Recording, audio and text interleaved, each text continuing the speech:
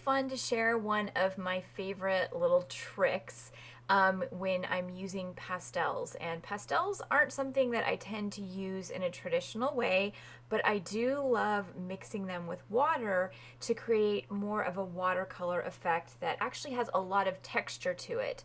So basically what you can do is just start out with those pastels. You can scribble, you can draw, you can do whatever you want with that pastel, and the minute that you add water, it's going to dissolve.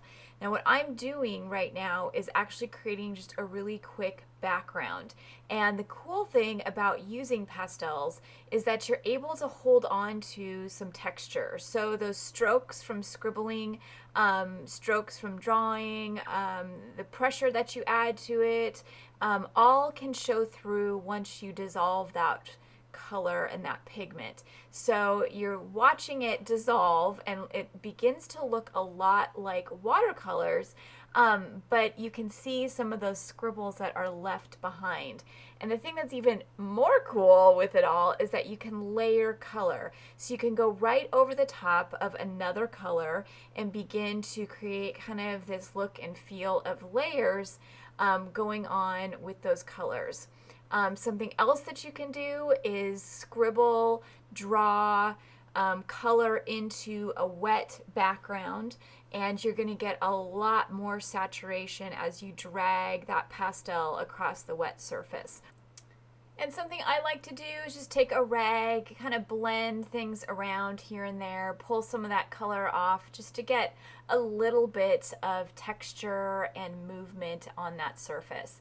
Now, once my background is dry, I can continue to go back into it over and over again. And I'm actually going to just do a quick floral drawing as an example of what you can do with that drawing.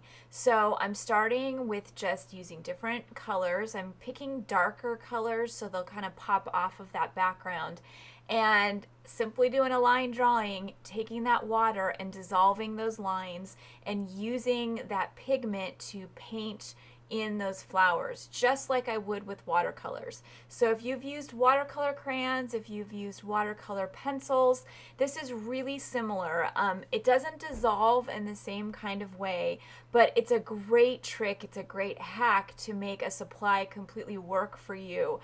Maybe if you don't have watercolor crayons or pencils on hand, but you can grab those pastels and use them in a totally different way. And what I love about them is that you're able to really hang on to some of that line work, some of that texture within the pastel on the surface. So I found when I'm working with watercolor pencils, or even watercolor crayons, they're made to really dissolve.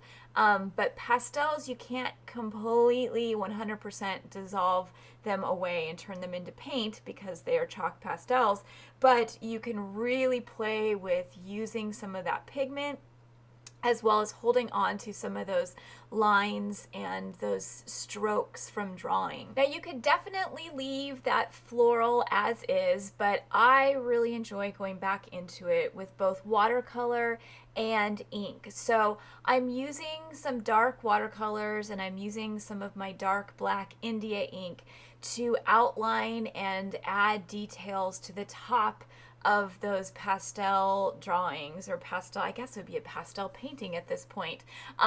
And by no means do you have to do this, but I really, really love layering all kinds of different techniques and materials together. And a big part of my own personal style and process is using really bold, contrasty lines to add details to things. And that's what I'm doing in my last step with this colorful floral pastel drawing, and I'm simply just outlining here and there. I don't want to work it too much. I want to hold on to some of that texture that's showing through with those pastels.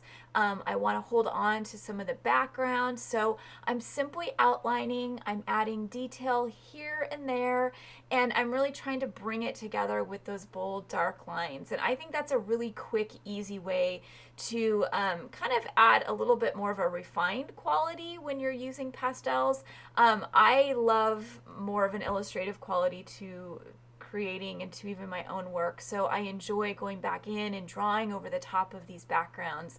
But I really want you guys to hopefully take away from this some inspiration to use supplies in unexpected ways. So there are all kinds of different ways to hack those supplies. And one of my favorites really is using pastels in this type of way, simply because you are able to create just this beautiful background and creative piece of art that's got tons of texture to it, and really use it as a foundation or use it alone. And this is really, really fun way. Pastels are super affordable, really cheap, and they're a great thing to use in place of watercolors or paint.